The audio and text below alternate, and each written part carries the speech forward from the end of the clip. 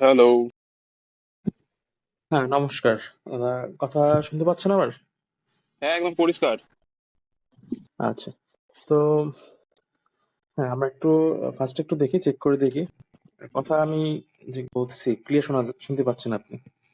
একদম ওকে, ঠিক আছে। তো কেমন আছেন আপনি? ভালো আছি। আপনি? আচ্ছা। হ্যাঁ, আমিও ভালো আছি আপনাদের আশীর্বাদে। বেশ তো বেশ। আচ্ছা, ঠিক আছে। আমি জাস্ট একটু আ জাস্ট কয়েক সেকেন্ড সময় নিব। আমি একটু লিঙ্কটা আমাদের যে বিভিন্ন গ্রুপ আছে আমরা একটু শেয়ার করে দেই। তারপর আমি জাস্ট ওকে। কয়েক সেকেন্ডের ভিতরে শুরু করব। তো আপনি বর্তমানে কি করছেন দাদা? বর্তমানে পড়াশোনা চলছে। আচ্ছা। হুম। আচ্ছা। তারপর আপনার সম্পর্কে একটু আমাদের ইন্ট্রোডিউস করেন আপনার বিষয়ে। আমার নাম আর্যদীপ সিংহ। আমি হচ্ছে পশ্চিমবঙ্গে থাকি, মানে ইন্ডিয়ার আর কি। আপনি তো মনে হয় হ্যাঁ, বাংলাদেশে নাকি? হ্যাঁ, হ্যাঁ। ও আচ্ছা আচ্ছা। আমরাও আমাদেরও ইন্ডিয়াতে অনেক রিলেটিভ আছে। হ্যাঁ, আমার মাসি, তারপর আর অন্যান্য অনেকেই আছেন। পশ্চিমবঙ্গের দিকে থাকে? হ্যাঁ, পশ্চিমবঙ্গের দক্ষিণ ২৪ পরগনায় আছেন। ও হো আর হো। অন্যান্য ঠিক। প্রদেশেও আছেন। হ্যাঁ। তা তো বেশ ভালোই।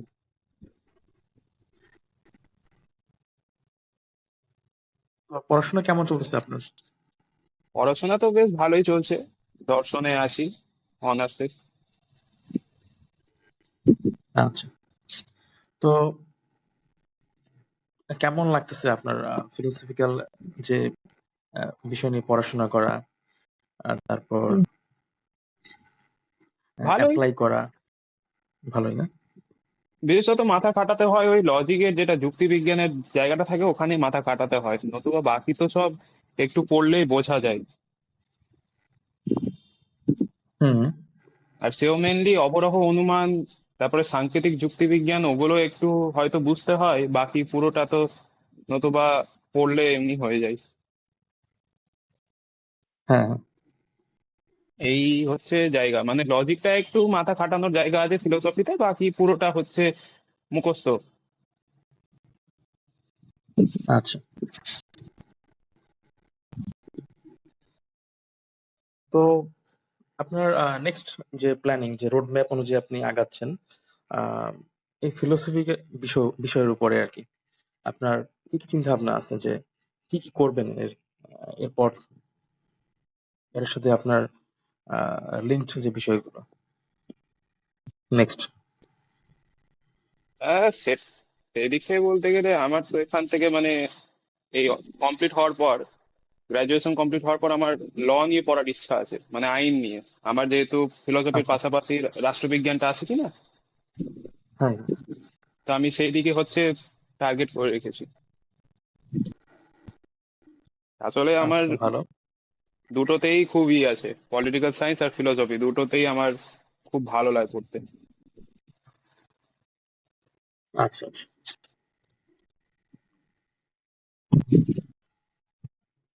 অনেকে আমি কয়েকজন স্টুডেন্ট দেখছি যারা হচ্ছে আপনার ফিলোসফির পাশাপাশি তারা আবার সাইকোলজি নিয়ে আবার কিছুটা ঘাটাঘাটি করে বা স্টাডি করার চিন্তা-ভাবনা করে। ওই তো যদি সেখান থেকে ডিএলএড করতে যায়, তখন তো ডিএলএড এ তো থাকে যে চাইল্ড সাইকোলজি, মানে বাচ্চাদেরকে কি করে পড়াতে হয়, ওদের মনস্তত্ত্ব, এগুলো সব পড়ানো হয় সেখানে। আর ফিলোসফিতেও এমনি তো সাইকোলজি থাকে, ফিলোসফিরও একটা শাখা মনস্তত্ত্ব নিয়ে আলোচনা করে, যেটাকে মনোবিজ্ঞান আমরা বলে থাকি বা মনোদর্শন। তো হ্যাঁ, হ্যাঁ। সেদিক থেকে রাখলে গেলে সুবিধা হয়। যেমন ফিলোসফির সাথে পলিটিক্যাল সায়েন্স রাখার একটা ভারী সুবিধা এটাই হয় যে আমরা রাষ্ট্রবিজ্ঞানে তো প্লেটো, অ্যারিস্টটল এদেরকে পড়ি, কিন্তু এরা সবাই পেশাগতভাবে দার্শনিক ছিলেন। তো এখন দর্শনে যারা আগে থেকে হ্যাঁ, প্লেটো, অ্যারিস্টটলকে পড়ে এসছে, তারা ওদের রাষ্ট্রতত্ত্বটা কিন্তু খুব সহজে আয়ত্ত করে নিতে পারে। হ্যাঁ। মেইনলি ফিলোসফি আর পলিটিক্যাল সায়েন্স এরা পরস্পরের সাথে জড়িত, বিশেষত যখন ওয়েস্টার্ন পার্সপেক্ট থেকে দেখা হয় তখন পরস্পরের সাথে জড়িত। হ্যাঁ, হ্যাঁ। এমনি ভারতীয় আছে, আমি বলছি না যে ভারতের রাষ্ট্রবিজ্ঞানের সাথে দর্শনের কোনোই নাই। বিবেকানন্দ, গান্ধী, আম্বেদকর, এরা যারা আছে এরাও ওই দর্শন আর রাষ্ট্রবিজ্ঞান এই দুটোর সাথেই ওরা জড়িত।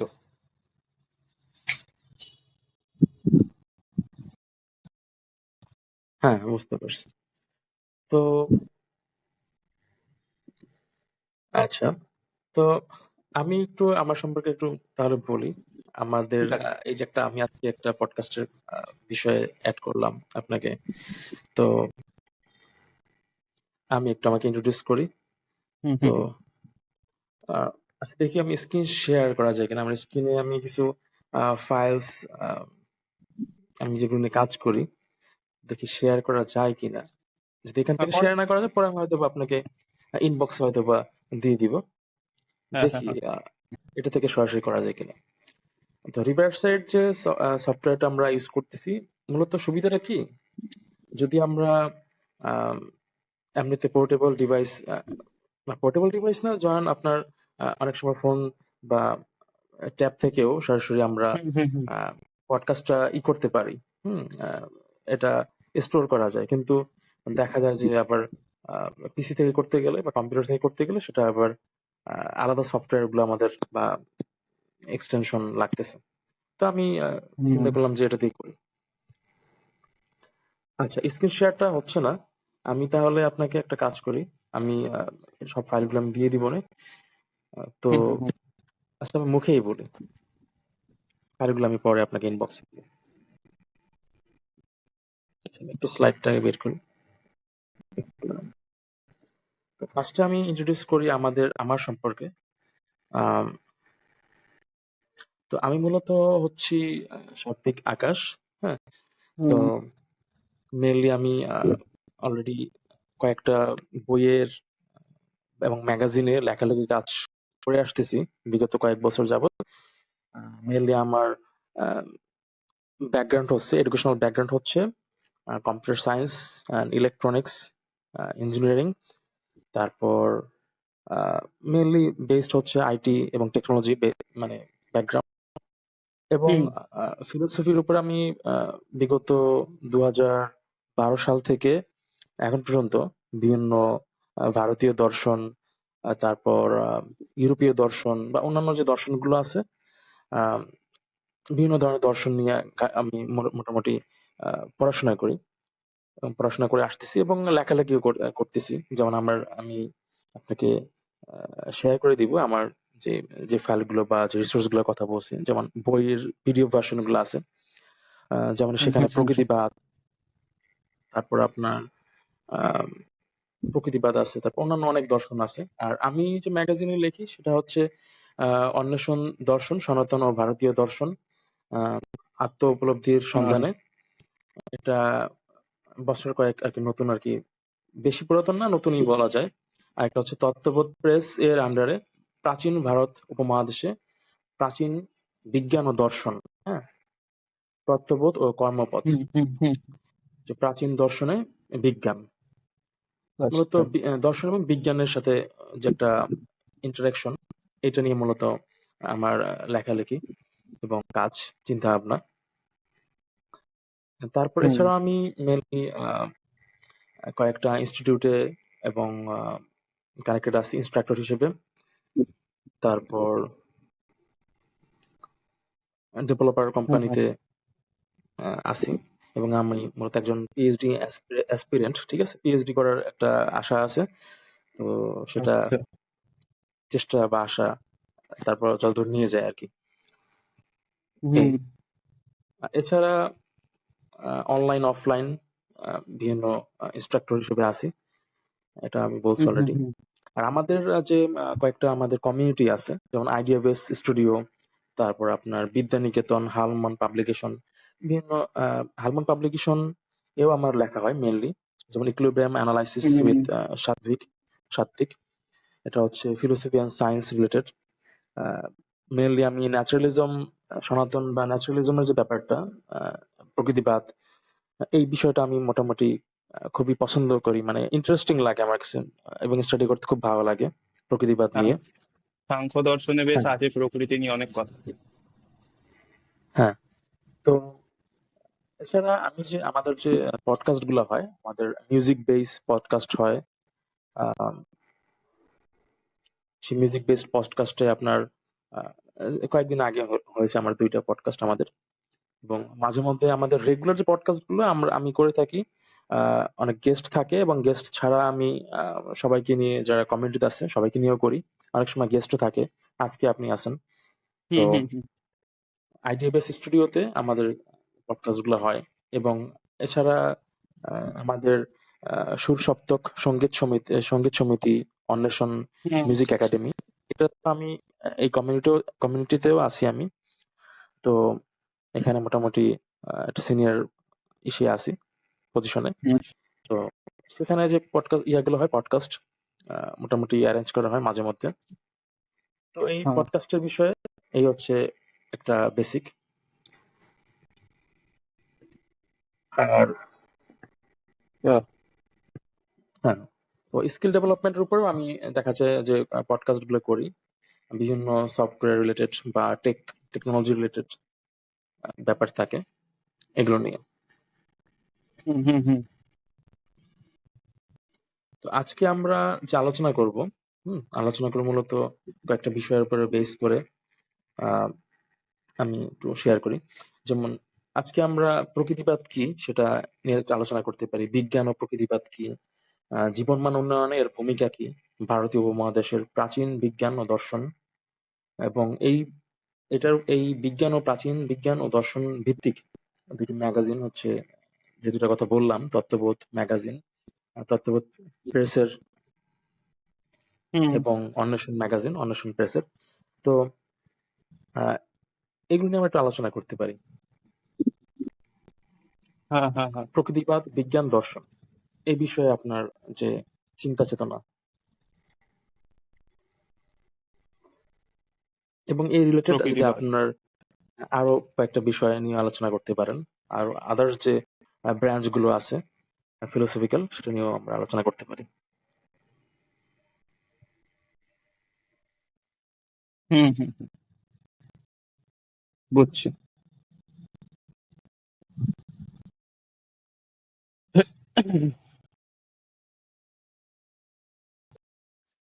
আচ্ছা, তো আমার যে বইটা সেখানে আমি মোটামুটি আহ, যে লেখালেখিগুলো করছি, কয়েকটা থিওরিটিক্যাল বেসিস, যে আহ, আর প্রকৃতিবাদের যে বিষয়টা, ওখানে থিওরিটিক্যাল বেসিস বলতে ইকুইলিব্রিয়াম অ্যানালাইসিস একটা বেসিক কনসেপ্ট আছে, সেটার উপর ভিত্তি করে। হুম হুম হুম হুম।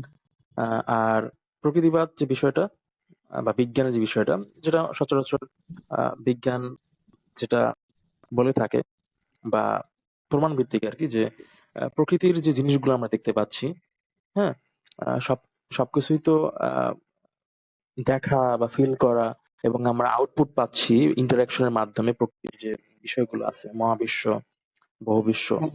সবকিছু মিলিয়ে। তো সেখানে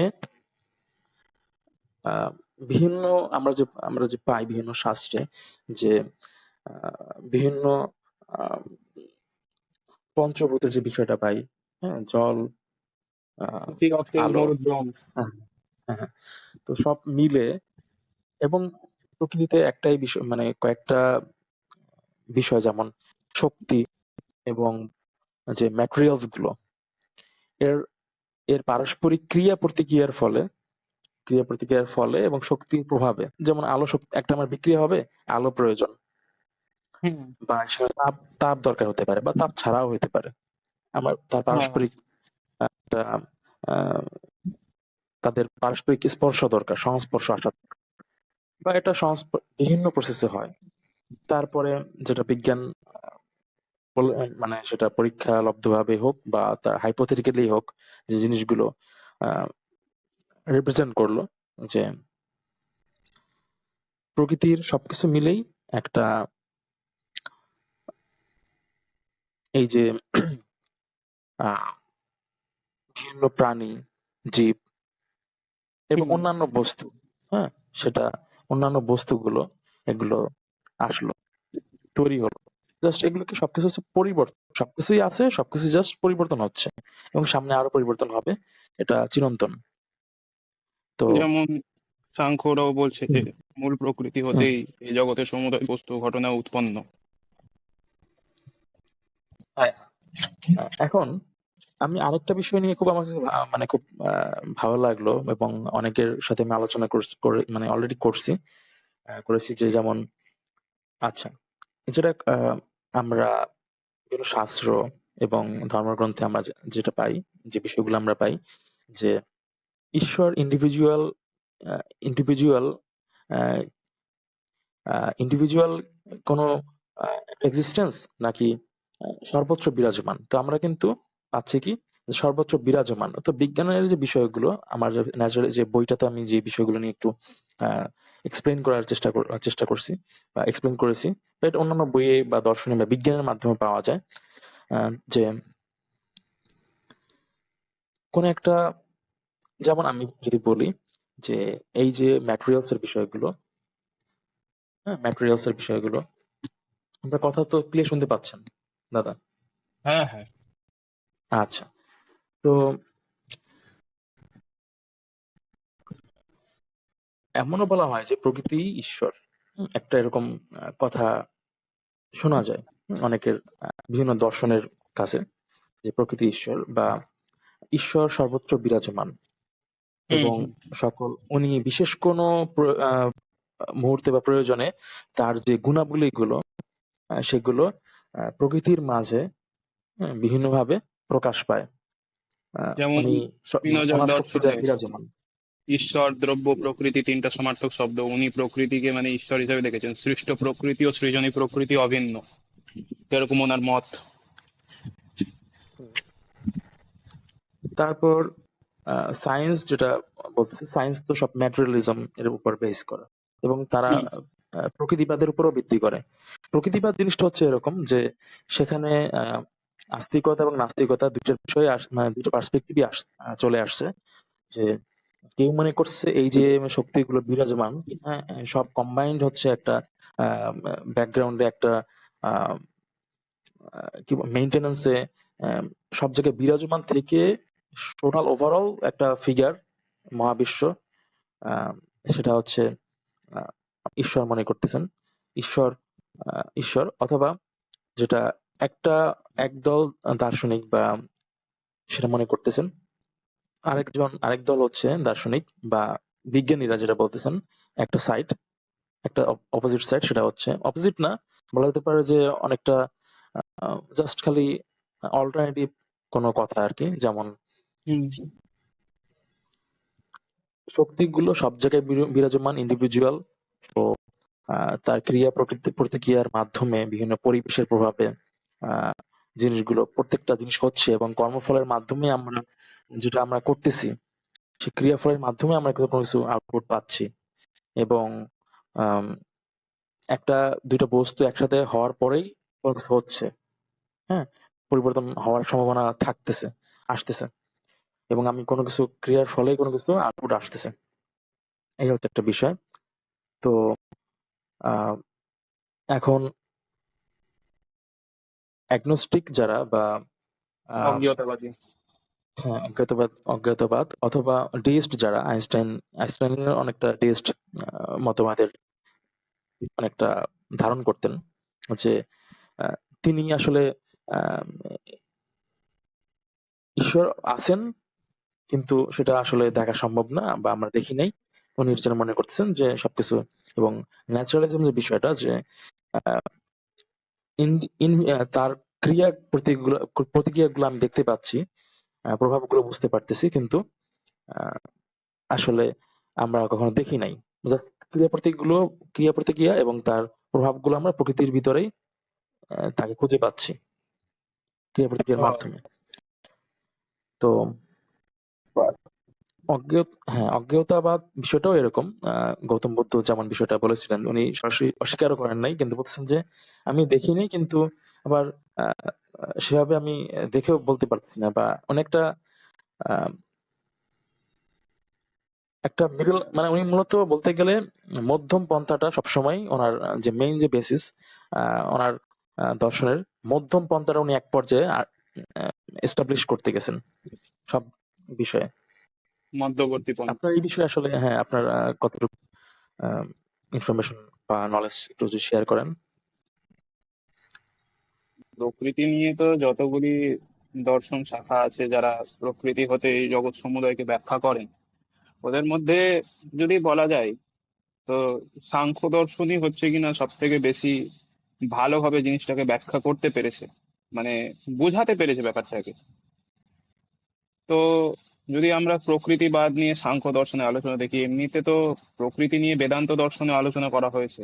বেদান্তে প্রকৃতি ভগবানের নিত্য শক্তি রূপে দাঁড়িয়েছে, কিন্তু সাংখ্যতে প্রকৃতি একটা স্বাধীন, একটা ইন্ডিপেন্ডেন্ট সাবস্টেন্স হিসাবেই বলা যেতে পারে, একটা সত্তা। তো সাংখ্য দর্শনে এটা বলা হয় সত্য রজস তমসাং সাম্যাবস্থা প্রকৃতি, অর্থাৎ সত্য রজ তম এই তিন গুণের যে সাম্যাবস্থা তাকে প্রকৃতি বলা যেতে পারে। এই তিন গুণের সাম্যের অবস্থা অতিরিক্ত প্রকৃতি বলে আর কিছু নেই।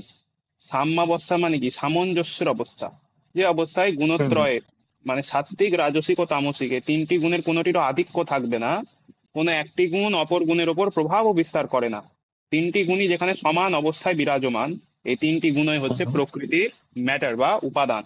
মানে এই তিনটি গুণ হ্যাঁ, অতিরিক্ত প্রকৃতি বলে আর কিছু নেই। প্রকৃতি বলতে কখনো সত্য, রজ, তম এভাবে হয়।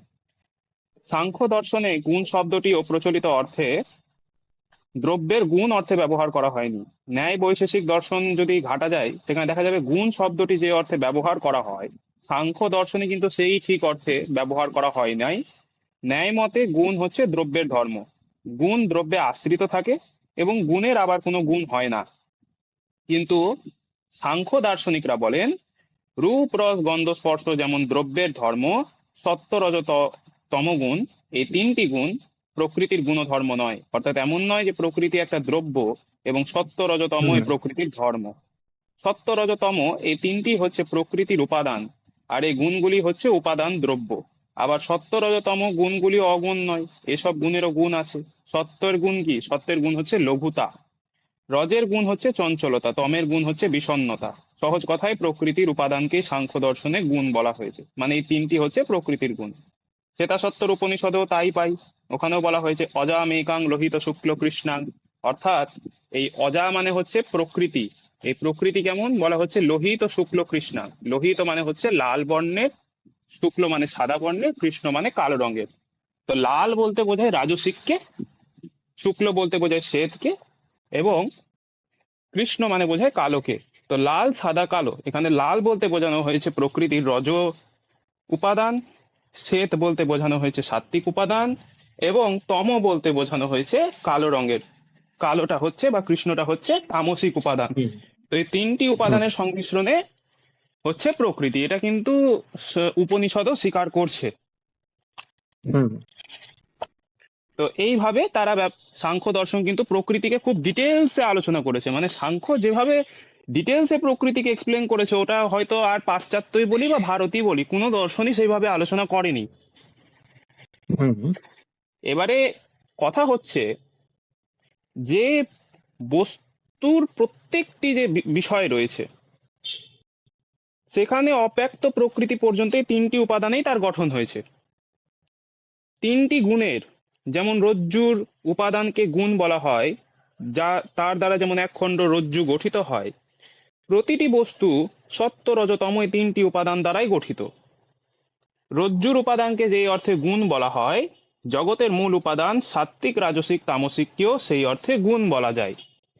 আবার গুণত্রয় মিলিয়ে হয়ে তা রজ্জুরূপে পুরুষ পশুকে বন্ধনে আবদ্ধ করে, সম্ভবত এই অর্থেও সাংখ্য দর্শনে সত্য রজতমকে গুণ বলা হয়েছে। কিন্তু এই যে গুণের কথা বলা হচ্ছে, এটা তো অতি সূক্ষ্ম, প্রত্যক্ষের বিষয় না। আমরা তো আর সত্য গুণ বলে কিছু দেখতে পাচ্ছি না, রজগুণ বলেও কিছু দেখতে পাচ্ছি না, বা তমগুণ বলে কিছু দেখতে পাচ্ছি। গুণত্রয় প্রত্যক্ষ গোচর নয়, গুণত্রয়ের কার্য এই জগৎ, কাজেই জগৎকে দেখেই তাদের অস্তিত্বের অনুমান করতে হয়। এখানে সাংখ্য দার্শনিকরা এটা বলছেন। আমরা যদি দেখি হুম, ঈশ্বর কৃষ্ণ, যিনি সাংখ্য দর্শনের একজন প্রাচীন আচার্য বলে পরিগণিত, তো তিনি যে সাংখ্য কারিকা লিখেছেন, যেটাকে সাংখ্য দর্শনের অন্যতম উল্লেখযোগ্য গ্রন্থ বলা হয়, সেখানে বলা হচ্ছে জাগতিক বস্তু মাত্রই প্রীত্য বিষাদাত্মকাহা। অর্থাৎ বস্তু মাত্রই প্রীতি বা সুখ অপ্রীতি বা দুঃখ এবং বিষাদ বা মোহ উৎপাদনে সমর্থ। একই বস্তু ব্যক্তিভেদে সুখ দুঃখ ও বিষাদ এই তিনটি বিষয় উৎপাদন করে থাকে। দৃষ্টান্ত স্বরূপ বাচস্পতি মিশ্র বলেন, কোনো মেয়ে তার স্বামীর সুখ ও স্বপত্নীর দুঃখ এবং ব্যর্থ প্রেমিকের বিষাদ উৎপন্ন করে। মানে একটা বস্তুই কিন্তু সুখ দুঃখ ও বিষাদ এভাবে উৎপাদন করে থাকে। কার্য যদি কারণাত্মিক হয় তাহলে মানতে হয় গুণত্রয় প্রত্যেক বস্তুতে এবং সেই সবের মূল কারণ প্রকৃতিতেও আছে। ঈশ্বর কৃষ্ণ তাই এই তিনটি গুণ সম্পর্কে তার সাংখ্যকারিকায় বলেছেন, প্রকাশ প্রবৃত্তি নিয়ামার্থাহা, অর্থাৎ সত্যগুণের কার্য প্রকাশ, রজগুণের কার্য প্রবৃত্তি, তমগুণের কার্য হচ্ছে নিরোধ। তো এখন কথা হচ্ছে, প্রকৃতি তো অচেতন, মানে তার মধ্যে কোনো চৈতন্য নেই, তার মধ্যে মানে নিজে থেকে কাজ করার কোনো ক্ষমতা নেই, যদিও বা তার মধ্যে সমস্ত সম্ভাবনা নিহিত আছে। তাহলে প্রকৃতি থেকে জগৎ সৃষ্টি হলো কি করে? এটা একটা কথা আসবে যে প্রকৃতি তো নিজে নিশ্চেতন, মানে প্রকৃতির নিজের কোনো চেতনা নেই। তো প্রকৃতির যখন নিজের কোনো চেতনা নেই, তখন সেই প্রকৃতি থেকে কি করে জগৎ সৃষ্টি হলো? তো এখানে সাংখ্য দার্শনিকরা বলেন যে প্রকৃতির যে সাম্যাবস্থা, যেটা প্রথমে বলা হলো সত্য রজতম এই তিনটি গুণের সাম্যাবস্থা, এটা যখন ক্ষুব্ধ বা বিচলিত হয় তখন প্রকৃতির পরিণামের সূচনা হয়, মানে জগৎ অভিব্যক্তির সূচনা হয়। এবং তখন পুরুষের সান্নিধ্য হেতু প্রকৃতি প্রথমে মহৎ বা বুদ্ধিতে, পরে অহংকারে, ক্রমাক্রমে একাদশ ইন্দ্রিয়ে, পঞ্চতন্মাত্রে, পঞ্চমহাভূতে অভিব্যক্ত হয়ে এই জগৎ সৃজন করে থাকে। অর্থাৎ পুরুষের চৈতন্য প্রকৃতিতে প্রতিফলিত হওয়ার জন্যই কিন্তু প্রকৃতির যে সাম্যাবস্থা তাতে বিক্ষোভ সৃষ্টি হচ্ছে। এখানে যখন আমরা দেখতে পাচ্ছি যে তারা যখন কার্য উন্মুখ হয় তখন একটি গুণ অপর দুটি গুণকে দুর্বল করে নিজ প্রাধান্য প্রতিষ্ঠা করতে চায়। একে সাংখ্য দার্শনিকরা বলেন অনন্য অভিভব বৃত্তি। পরস্পর পরস্পরকে আশ্রয় করে কাজ করে, পরস্পর পরস্পরের নিত্য সহচর রূপেই থাকে। গুণত্রয়ের প্রাধান্য বিস্তারের দ্বন্দ্ব থেকে তাদের মধ্যে পরিবর্তন বা পরিণাম দেখা যায়। সত্ত্বগুণ থেকে সত্যের পরিবর্তন, রজগুণ থেকে রজের পরিবর্তন ও তমগুণ থেকে তমের পরিবর্তন হয়। এক গুণ থেকে অন্য গুণের বিকার ঘটতে পারে না, সত্ত্বগুণ থেকে রজগুণের বিকার বা রজগুণ থেকে তমগুণের বিকার ঘটে না। একটি গুণ কেবল তার স্বধর্মের বিকার বা কার্য ঘটাতেই সমর্থ। বস্তু মাত্রই ত্রিগুণাত্মক হলে গুণের প্রাধান্য অনুযায়ী বস্তু কখনো সত্ত্ব প্রধান, কখনো রজপ্রধান, কখনো তম প্রধান হয়। এইভাবে গুণত্রয়ের পরিণামস্বরূপ জগতে অনন্ত বৈচিত্র্য অভিব্যক্ত বা প্রকাশ পায়। জগতের বিভিন্ন বস্তুতে এই গুণত্রয় ভিন্ন ভিন্ন অনুপাতে থাকার জন্যই জগৎ এত বৈচিত্র্যপূর্ণ। তো এইভাবে সাংখ্য দার্শনিকরা প্রকৃতিকে দেখেছেন, মানে প্রকৃতি ত্রিগুণাত্মিকা, কিন্তু সেখানে তারা কি বলছে, সেখানে তারা এটাই বলছে যে এই প্রকৃতি হচ্ছে স্বাধীন। কিন্তু এখানে গিয়ে আবার পরবর্তীকালে বেদান্ত দার্শনিকরা কিন্তু সাংখ্য দর্শনে প্রকৃতিবাদের উপর বহু যুক্তি দিয়েছে তার বিরুদ্ধে, যে কেন এটা মান্য হতে পারে না। তারা বলছে আপনাদের প্রকৃতি তো নিশ্চৈতন্য, আর আপনাদের পুরুষ সচেতন হলেও, মানে সাংখ্য দর্শনে তো আত্মা চৈতন্য স্বরূপ, সে সচৈতন্য হলেও সে তো নির্গুণ, মানে তাহলে তার যে চৈতন্য সেটা তো আত্মায় প্রতিফলন হবে কি করে? তো এই জন্যই বেদান্তবাদীরা বলেন যে প্রকৃতি তার একজন নিয়ন্ত্রক থাকা প্রয়োজন, আর এই নিয়ন্ত্রক হবেন ভগবান বা ঈশ্বর। অর্থাৎ প্রকৃতি ভগবানের অধ্যক্ষতায় এই জগৎমণ্ডল সৃজন করে থাকে। এই জন্যেই আমরা দেখতে পাচ্ছি যে শ্রী শ্রী চণ্ডীতেও আবার সেই কথাটা বলা হচ্ছে যে শক্তির বিষয়ে, যে তং বৈষ্ণবী শক্তির অনন্ত বীর্যা। অর্থাৎ এই যে প্রকৃতি, যিনি অনন্ত সম্ভাবনা সম্পন্ন, তিনি হচ্ছেন বিষ্ণুর জগৎ পালিনী শক্তি। অর্থাৎ প্রকৃতি জগৎ সৃজন করে এই বিষয় নিয়ে কোনো অসুবিধা নেই, কিন্তু এই প্রকৃতি বেদান্তদের মতে এটা হচ্ছে ভগবানের শক্তি বিশেষ। ভগবান হুম। স্বতন্ত্রভাবে এর কোনো সত্তা কিন্তু বেদান্ত স্বীকার করে না। সেই শ্বেতাসত্তর উপনিষদ যার কথা আমি বলছিলাম, সেখানেও আবার সে এক কথায় বলা হয়েছে মায়াম তু প্রকৃতিম বিদ্যান মায়ী নং তু মহেশ্বরম। অর্থাৎ মায়া বলতে প্রকৃতিকে বোঝায়, আর এই মায়া যার অধীনস্থ তিনি হচ্ছেন মহেশ্বর বা ঈশ্বর। তো এইভাবে বেদান্ত মায়াকে ঈশ্বরের নিত্য শক্তি রূপে দেখিয়েছে, যে প্রকৃতি জগৎ সৃজন করে ঠিক আছে, কিন্তু সেই প্রকৃতি হচ্ছে ঈশ্বরের শক্তি, ঈশ্বরের অধ্যক্ষতায় সেই জগৎ সৃজন করে। তো এইভাবে আমরা দেখলাম যে সাংখ্য একটা পার্সপেক্টিভ দিচ্ছে, আর বেদান্ত সাংখ্যের যে ভুলটা সেটাই কিছুটা সংশোধন করে আরেকটা, উপনিষদীয় হ্যাঁ, ভিত্তিতে ব্যাপারটাকে ব্যাখ্যা করছে। আমি যদি একটু ইন্টারপ্রেট করি, মানে একটু এখানে অ্যাড করি যে আহ, মায়াবাদী যেমন ছিল মায়ানসরা, হ্যাঁ, মায়াবাদীরা হুম। যেটা মনে করত, মানে যেটা করতো, যে তারা যে একটা প্রকৃতিবাদের যে বিষয়টা আছে, বা আমি যেটা একটা কনসেপ্ট বললাম, আহ, কিছু মানুষের যে প্রকৃতি ঈশ্বর। তো মায়াবাদীরা কিন্তু এই জিনিসটা করতো, তারা প্রকৃতির সবকিছুই পাথর থেকে শুরু করে সবকিছুর তারা প্রার্থনা করতো। তো এবং অন্যান্য যে পাগানিজম বা অন্যান্য যে কিছু দর্শন বা মতাদর্শ যেটা প্রতিষ্ঠিত হয়, যে প্রকৃতির, যেটা মনে করছে যে প্রকৃতির সবকিছুই ঈশ্বর, এবং সেটা সে তারা পাথর থেকে শুরু করে সবকিছুই তারা করতো, তাদের কাছে পূজনীয় ছিল। এবং আহ, আর আহ, যেমন মিশরীয় বা অন্যান্য যে প্যাগানিজম যেটা জিনিসটা দেখা যায়, তারা মূলত প্রকৃতির যে, তারা মনে করতে যে প্রকৃতির বিভিন্ন বিষয়গুলোই আহ, কোনো একটা শক্তির মাধ্যমে জিনিসগুলো, বিশেষ বিশেষ বিষয়গুলো, সাইটগুলো ইন্ডিভিজুয়াল কার মাধ্যমে, ইন্ডিভিজুয়াল আলাদা আলাদা দেব, মানে গডেস বলা যায়, গড, তাদের মাধ্যমে, দেবদেবীর মাধ্যমে মেনটেন্যান্স হচ্ছে শক্তি রূপে। অ্যানিমিজমেও তা সেটা হচ্ছে, অ্যানিমিজমেও তা দেখা যায়। হুম, যেমন তারা যেমন ইয়ে নিয়ে আসলো, যেমন ঝড়, মানে বৃষ্টির জন্য, তার ফসলের জন্য কি করতো, যেটা আহ, আমরা ইসে পাওয়া যায়, অনেকগুলো বইয়ে পাওয়া যায় কনসেপ্ট বা ফিলোসফির ভিতরে। এবং আম, একটা বই আছে আপনার, সোফিস বার্ডেন, ওরাও যেটা বলতেছে যে, ওখানে লেখক বলতেছেন যে, যেটা উনি যেটা পাইছেন বিভিন্ন জায়গায়, যে নর্স, যারা নরেন যে গড, যেমন থোর, থান্ডার অফ গড। তো তখন কৃষকরা কি করতো, যে আহ, বলছে যে তাদের বৃষ্টি দরকার, মানে বৃষ্টি তো এখন বজ্র লাগবে, এখন তারা হুম হুম। তারা কি করতো, আম, আহ, থোরের শরণাপন্ন হতো, যে এটার ওনার মাধ্যমে হয়তো বা বজ্রপাত আসবে, যার মাধ্যমে আমাদের কৃষিকাজটা আহ, সুন্দরভাবে হবে। তো ওই ওভারঅল বলতে গেলে প্রকৃতির ভিতরে সবকিছু চলে আসতেছে। আর আম, আবার মায়াবাদী যে বিষয়টা, মায়াবাদ, মায়ানরা যেটা করতো, যে আহ, ঈশ্বর সবকিছুই ঈশ্বর জ্ঞান হিসেবে তারা ঈশ্বর জ্ঞান করতো আর কি। তো এই যে বিষয়টা, এটা আপনি কি বলেন, এই বিষয়ে আপনার আসলে ব্যাপারটা কিরকম? এটা ইসের মতোই বলা যেতে পারে, যেমন আমরা যদি ধর্মর উৎপত্তির নৃতাত্ত্বিক মতবাদগুলা দেখতে যাই, বা যেমন প্রাণবাদ, প্রাণবাদের অনেক মানে কাছাকাছি বিষয়টা। যে প্রাণবাদে যেমন কি হতো, যে পূর্বপুরুষ মারা গেলে আদিম মানুষরা এটা কি বিশ্বাস করতো যে, যেমন সীমিত প্রাণবাদী ধরা যাক, যে গোষ্ঠীপতি যেমন ধরা যাক মারা গেল, তো গোষ্ঠীপতি মারা গেলে গোষ্ঠীর অন্তর্গত সদস্যদের এটা মাথায় চলে আসতো যে জিনিসগুলো গোষ্ঠীপতি পছন্দ করতেন, যেমন তিনি গাছের নিচে বসে থাকা, নদীতে অবগাহন করা, এগুলো তিনি পছন্দ করতেন। তো গোষ্ঠীর অন্তর্গত মানুষরা তখন এটাই মনে করতো যে গোষ্ঠীপতির আত্মা মনে হয় নিশ্চয়ই বস্তুগুলোতে আছে। তো তখন সেই বস্তুগুলোকে তারা কি করতো, গোষ্ঠীপতির আত্মার শান্তির জন্য তারা পূজা করতো।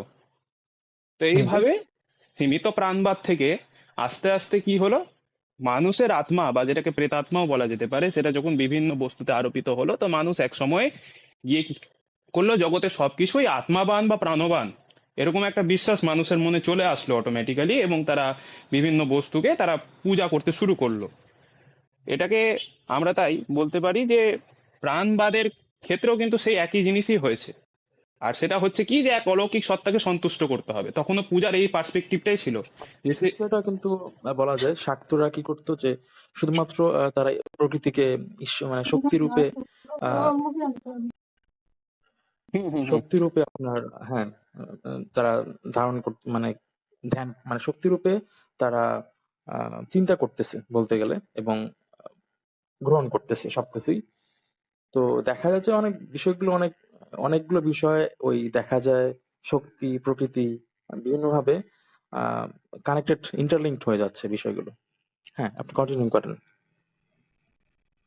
হ্যাঁ, তো সেই ব্যাপারটাই যে আস্তে আস্তে মানুষের মধ্যে যে সেই বিষয়টা ব্যাপ্ত হয়ে গেল যে তাহলে জগতে সবকিছুই প্রাণবান বা আত্মাবান।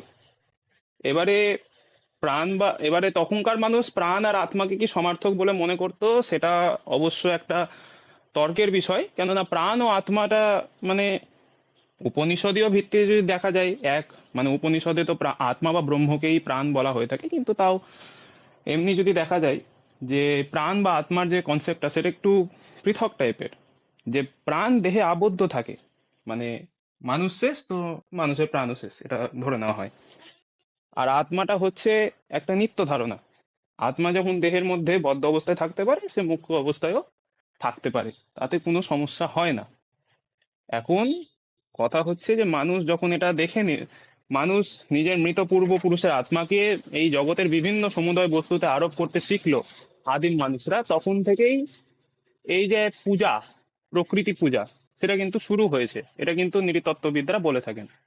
মানে বিভিন্ন বৃক্ষ, নদী, পাহাড়, পর্বত, পাথর, এগুলির পূজা শুরু হয়েছে। আবার এখানে মাইল এডওয়ার্ডস আবার ইসের কথা বলেছেন, মানা শক্তি, যদি আপনি ওই ব্যাপারটা পড়ে থাকেন। হুম মানা, ফেটিস পূজার মতবাদ, যে মানা একটা সর্বব্যাপক অতীন্দ্রিয় শক্তি, যার প্রকাশ কোনো বিশেষ বস্তুকে ধরে হয়।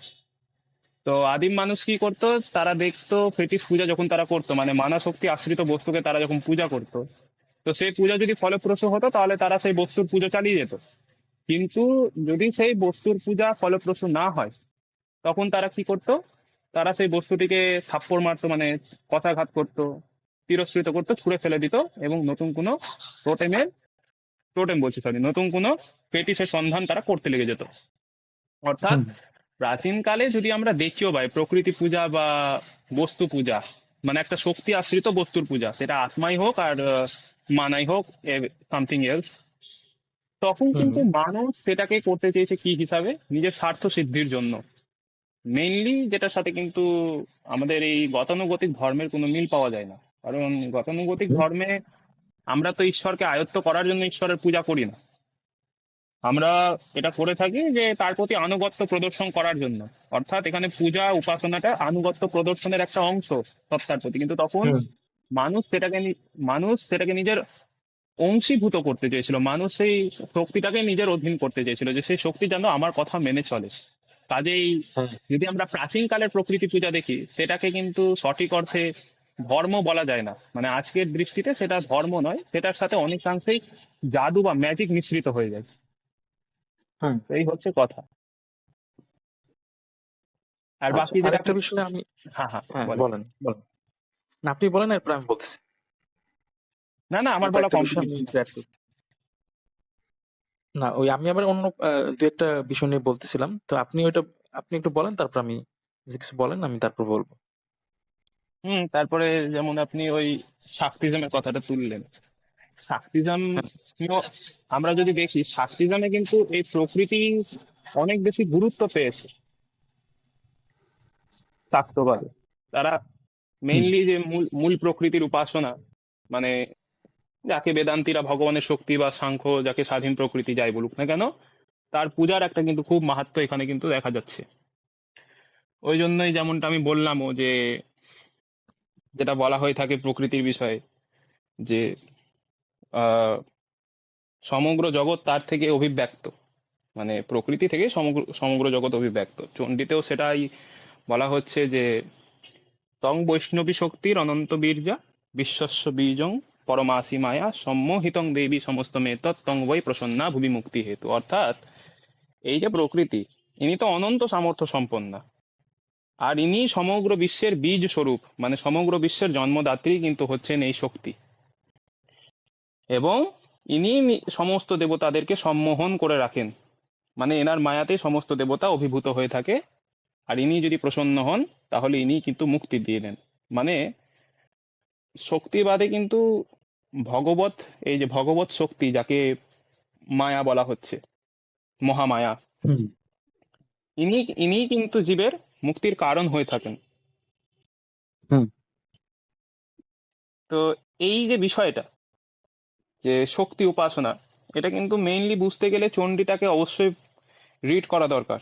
শুধু ওটা একটা উপাসনামূলক গ্রন্থ বলে নয়, ওর মধ্যে কিন্তু শাক্তদের যে পুরো দর্শনটা সেটা নিহিত আছে। যেমন আমরা যখন বৈষ্ণবিজমের কথা বলি, তো শ্রীমদ্ ভগবদ গীতার কথাটা সর্বপ্রথম উঠে আসে যে গীতা ছাড়া ওদের দর্শন হয় না। তো শাক্তদের দর্শনও তেমনি চণ্ডী ভিত্তিক। গীতায় যদি শক্তিমানের কথা বলা থাকে, এই শক্তির কথা কিন্তু চণ্ডীতেই পাওয়া যায়। চণ্ডী ছাড়া শাক্ত দর্শন বোঝা সম্ভবপর নয়।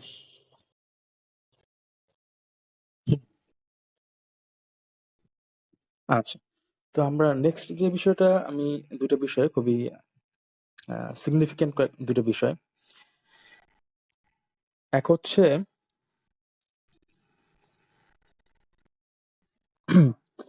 একটা হচ্ছে আপনার আহ, যে আমরা বলি যে উপাদান, প্রকৃতির বিভিন্ন উপাদান, আহ, পঞ্চভূতের যে বিষয়টা, তো এর প্রভাব এবং ক্রিয়া প্রতিক্রিয়া পরিবর্তন, এর ফলেই দেখা যাচ্ছে যে মহাবিশ্ব মহাবিশ্বতে বিভিন্ন জীব, প্রাণী বা বিভিন্ন হুম হুম জিনিসপত্র হুম তৈরি হচ্ছে এবং পরিবর্তন হচ্ছে।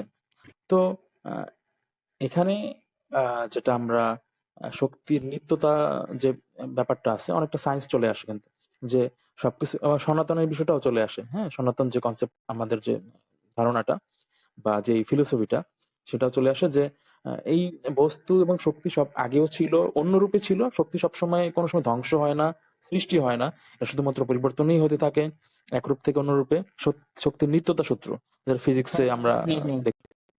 হ্যাঁ, তো সেটা আগেও ছিল, এখনো আছে, মূল সামনেও থাকবে, হয়তো কোনো একটা রূপে থাকবে। মূল আমার শক্তির আলোটা কোনো আসতেছে, রূপান্তর একটা নেই। হয়তো বা, হ্যাঁ, তো আলোটা দেখতে পাচ্ছি আমি, হয়তো বা এটা তাপ হচ্ছে, বা এই একটা আহ, কোনো জিনিস, গাছ বা বৃক্ষ হুম বা মানুষ পচন হচ্ছে, তারপর আহ ভেঙে চুরমার হয়ে পচে গেলে অন্য কিছু হচ্ছে, এটা আবার দেখা যায় আরেক জায়গায়, আরেক কোনো প্রাণীর বা কীট পতঙ্গের খাবার রূপে যাচ্ছে, সেখান থেকে আবার এটা আবার অন্য কারো খাবার হচ্ছে, সেখান থেকে জ্বালানি হোক, জৈব গ্যাস হোক, যেটাই হোক, এক একটা জিনিস মানে জাস্ট চেঞ্জিং।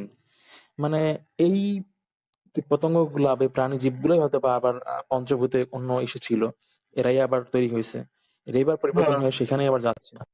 মানে এটা যে সৃষ্টি বলতে যে কিছু না, just মানে চেঞ্জই হচ্ছে বারবার সবকিছু, হুম মানে ছিল, আসতে থাকবে আর কি। মহাবিশ্ব সবকিছু, মহাবিশ্ব যদি কোনো পরিবর্তন হয়, ধ্বংস বলে যে গ্রহ উপগ্রহ যদি ক্ল্যাশ করে, হ্যাঁ, তো কি হবে?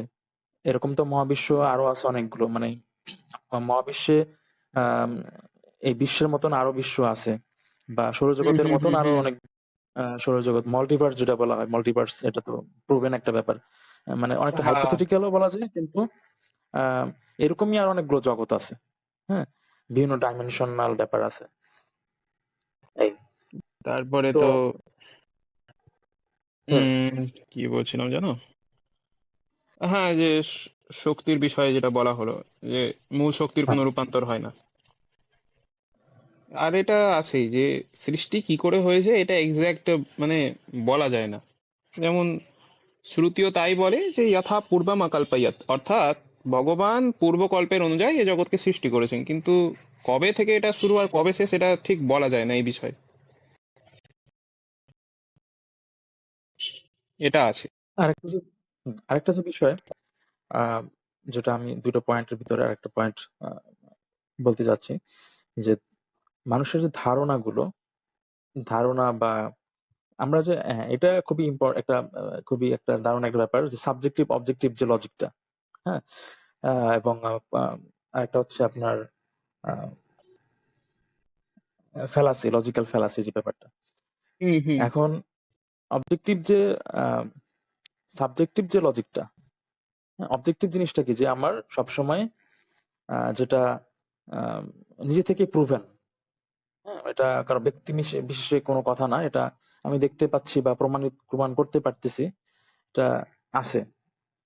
আর সাবজেক্টিভ ব্যাপারটা হচ্ছে আহ, যেটা কোন একটা বিষয় ভিত্তিক কারো মত, চিন্তা চেতনা, ধারণা, এটা আবার পরিবর্তন হতে পারে। হ্যাঁ, আর আবার অথবা এটা হাইপোথিসিস হতে পারে। হুম হুম হুম। যেমন একজন একটা বিষয় নিয়ে লিখছে, লেখালেখি করছে, বা একজন একজন আহ, একজন দার্শনিক একটা জিনিস বলছে। তো সেটা যে 100% শিওর ইয়ে হবে, সেটা মানে অ্যাকুরেট হবে, এরকমটাও নাও হতে পারে। কিন্তু যদি আমি দেখি যে সেখানে অবজেক্টিভ অবজেক্টিভ তো হচ্ছে এই বিষয়টা এরকম যে যেটা আমার কারো ব্যক্তি বিশেষের কোনো ধারণা না, ঠিক না? হ্যাঁ, হ্যাঁ। আচ্ছা, তাহলে অবজেক্টিভ যদি হয়, যেমন আমি যদি জলের কথা বলি, হাইড্রোজেন আর অক্সিজেন আমি দেখতে পাচ্ছি, মানে বুঝতে পারতেছি যে হুম, এটাই হুম, হুম, করলেই হুম, আমার হুম। আসলে ত্বক হয়, বা তাপ তাপ লাগলে আমি আসলে গরম অনুভব করতেছি, বা এটা তো ন্যাচারাল ভাবে হচ্ছে, এটা তো অবজেক্টিভ একটা ব্যাপার।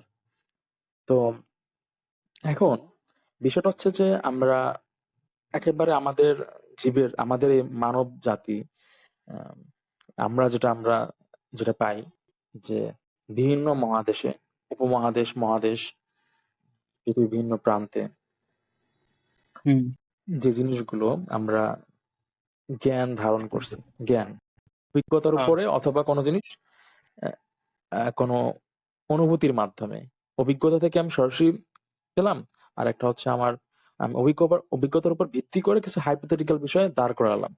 হুম, দুইটা বিষয়। তো একটা বিভিন্ন ধারণা তৈরি হয়, মতাদর্শ তৈরি হয়, দর্শন তৈরি হয়, বিভিন্ন নলেজ বেসিস তৈরি হয়। তো এই তো আগে যে জিনিসগুলো এস্টাবলিশমেন্ট হতো, ধারণাগুলো বা অনেক সেগুলো দেখা যেত যে আপনার ট্রাইবাল লিডারের মাধ্যমে হয়ে আসতো। হুম। গিলগামেশের যে ব্যাপারটা আমরা দেখতে পাই, যে গিলগামেশে, আপনি গিলগামেশ তো অবশ্যই নাম শুনে থাকবেন। হ্যাঁ, গিলগামেশ উরুকের একজন, ওইখানেই মিডল ইস্টের একজন খুব প্রাচীন একজন রাজা ছিলেন, এবং প্রথম একটা গিলগামেশ যে মহাকাব্যটা ধরা হয় একটা প্রাচীন প্রাচীন ওই যুগের আহ, একটা মহাকাব্য। তো হুম,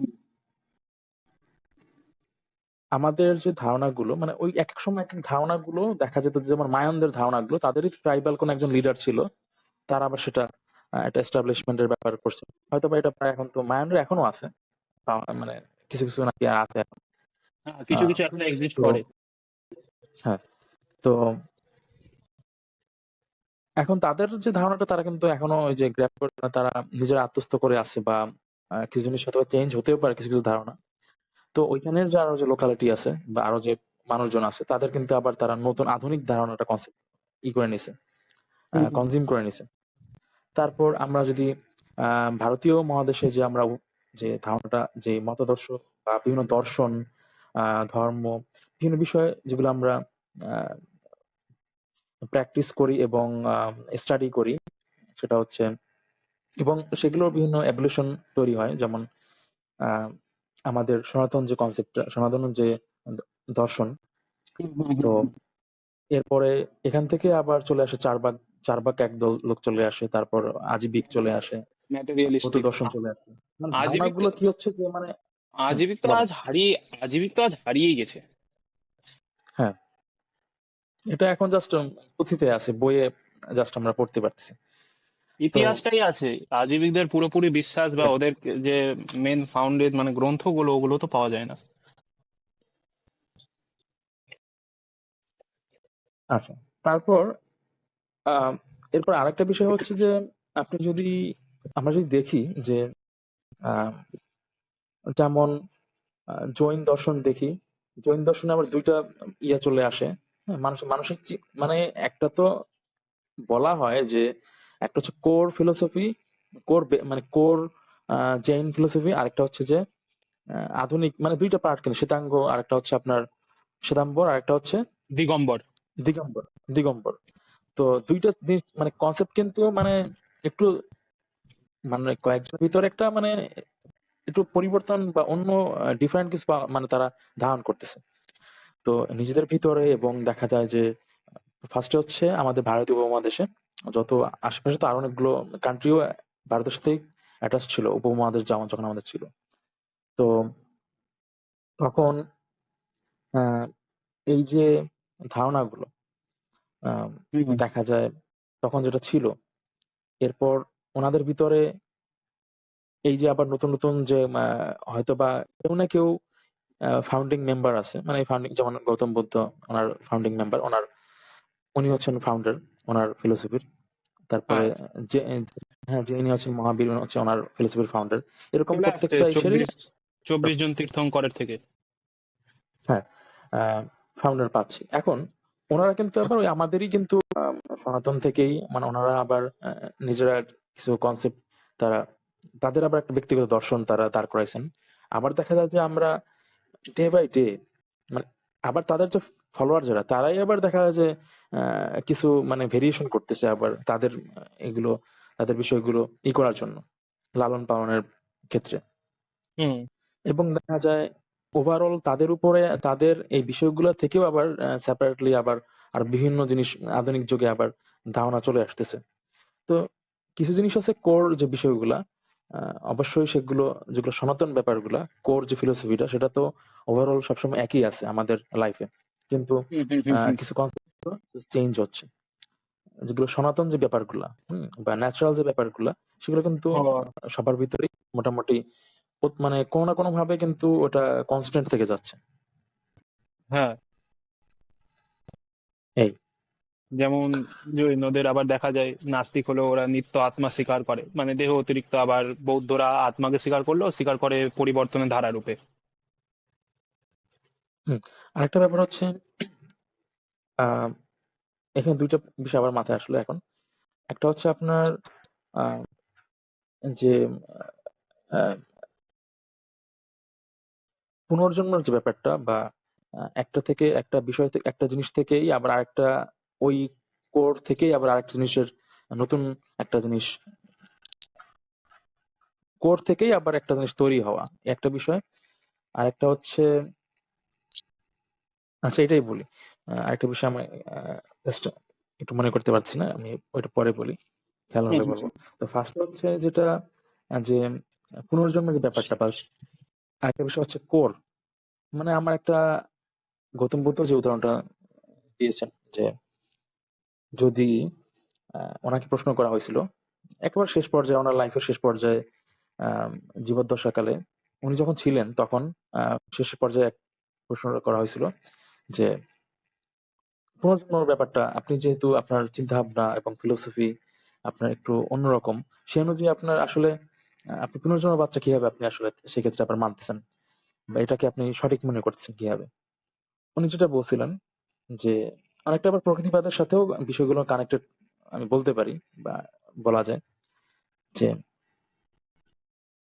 আম, উনি একটা উদাহরণ দিচ্ছে, আম যদি আমরা খাই, আমের ভিতরে অবশ্য তো একটা আটি থাকে, হুম, আমের আমের আটি, বা প্রত্যেকটা আমরা ফলেই তো আটি পাই। হুম, তো সেখানে তো সেই আটি থেকে আবার ফল, আমার ফল হচ্ছে সেই একই প্রজাতির, একই আহ, আহ, কি বলা যায়,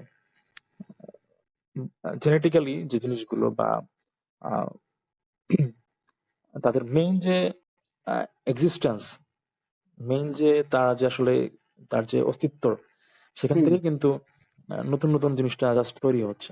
আবার আমি একটা গাছের ব্রাঞ্চ থেকে আমি কেটে আবার আরেকটা করতেছি, এটা বলা হয় কি আহ কলম করা। তো হুম। কলম চারা করা আর কি। তখন দেখা যায় যে ওই ওই জিনিসটাই, ওই একই জাতের একই প্রজাতিরই আমার জিনিসটা কিন্তু আহ সে আমাকে আউটপুটটা দিচ্ছে কিন্তু। তো আহ, তার নতুন, অথবা আমের আটি থেকে যে বলি, সে আমার আটি থেকে আবার সেই একই ধরনের একই প্রজাতির আম আমাকে আবার দিচ্ছে। আবার বাবা মার, আমরা যেটা বলি যে বাবা মা থেকে যে নতুন একজন সন্তান হচ্ছে, এই সন্তানে কিন্তু আবার দেখা যায় তার বাবা মার যে মেইন যে জেনেটিক্যালি যে ব্যাপারগুলো, সেগুলো কিন্তু ধারণ করতেছে।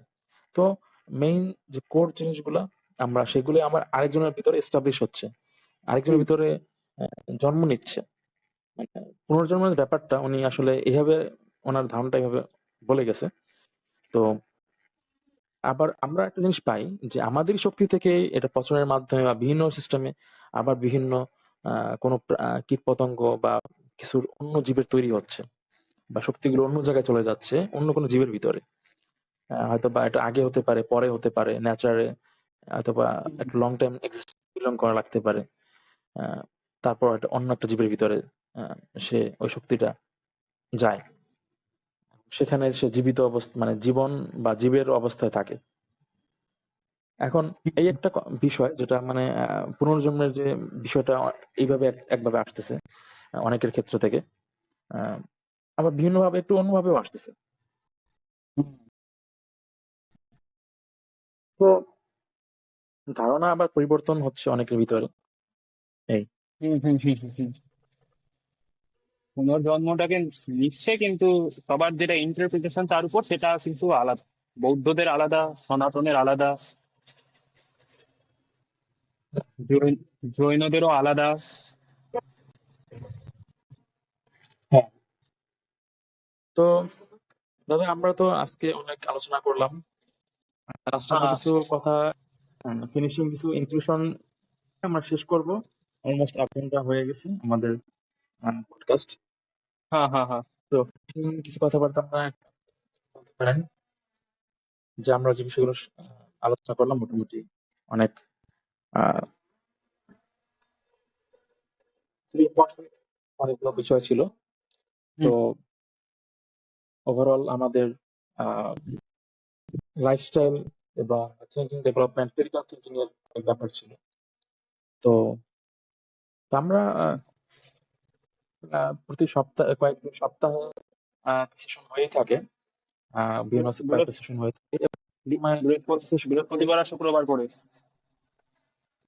হ্যাঁ, এবং কিছু সেশন আছে যেগুলো আমরা যেমন এই গেস্টের সাথে যে সেশন গুলো করে থাকি, পডকাস্ট গুলো করে থাকি, সেগুলো মূলত একটু আহ, এটা নির্দিষ্ট সেশন মানে টাইম অনুযায়ী, এটা এটা সুযোগ সুবিধা অনুযায়ী, সুযোগ অনুযায়ী যখন সুযোগ হয় হুম সে হুম। অনুযায়ী। তো এবং আমাদের চিন্তা ভাবনা আছে পডকাস্ট গুলো আরো একটু সুন্দরভাবে করার। এই মাসখানেকের ভিতরে আমরা বিশেষ করে আমি এবং আমার চিন্তা ভাবনা আছে পডকাস্ট গুলো আরো সুন্দর করে আমরা ভিডিও পডকাস্ট এবং সিস্টেমে করতে পারি। পরের বার থেকে দেখেই করাতে যেতে পারে, ওই অন ক্যামেরা। হ্যাঁ, অন ক্যামেরা করার চিন্তা ভাবনা আছে। তো আপনার আসলে কেমন লাগলো বা এই বিষয়গুলো আলোচনা করে আপনি আমার একটু আমার শেয়ার। আমার খুব ভালো লাগলো, বিশেষত এই যে দর্শনের সাথে যে একটা বিজ্ঞানের যে বিষয়টা দেখানো হলো, এই বিষয়গুলো আমার খুব ভালো লাগলো। মানে এতদিন পর আমি সুযোগ পেলাম আলোচনা করার। হ্যাঁ, আচ্ছা, ওপেন থিঙ্কিং, ওপেন ফিলোসফিতে একটা ওপেন থিঙ্কিং, ফ্রি থিঙ্কিং এটা তো আছেই। এবং হ্যাঁ এখানে আমরা সেই জিনিসগুলো নিয়ে আলোচনা করতে পারছি, এবং লাইফ অ্যাপ্লিকেশন যে ব্যাপারটা, লাইফ অ্যাপ্লিকেশন, ফিলোসফিটা লাইফ অ্যাপ্লিকেশনটা করা, অ্যাপ্লিকেশন নিয়ে যে কথা বলা, সেটাও একটা ইম্পর্টেন্ট বিষয়। হুম, হুম, হুম। সে আজ সেই বিষয়টা আছে, তবে আলোচনাটা আজকে খুব ভালোই হয়েছে। হ্যাঁ, হ্যাঁ। তো আজকে আমরা তো অনেক আলোচনা করলাম। আমরা আহ, আজকে শেষ করবো আমাদের সেশনটা। ঠিক আছে। তো তো ভালো থাকবেন দাদা, এরপর কথা হবে। আমরা পরে আবার এক সময় আলোচনা করব। ঠিক আছে। সময় দেওয়ার জন্য আপনাকে ধন্যবাদ। আপনি মূল্যবান সময়টা অনেক সময় দিছেন। Thank you. ধন্যবাদ। আমারও ভালো লাগলো এতদিন পর আলোচনা করে। আচ্ছা, ধন্যবাদ। ঠিক নমস্কার। আছে। নমস্কার।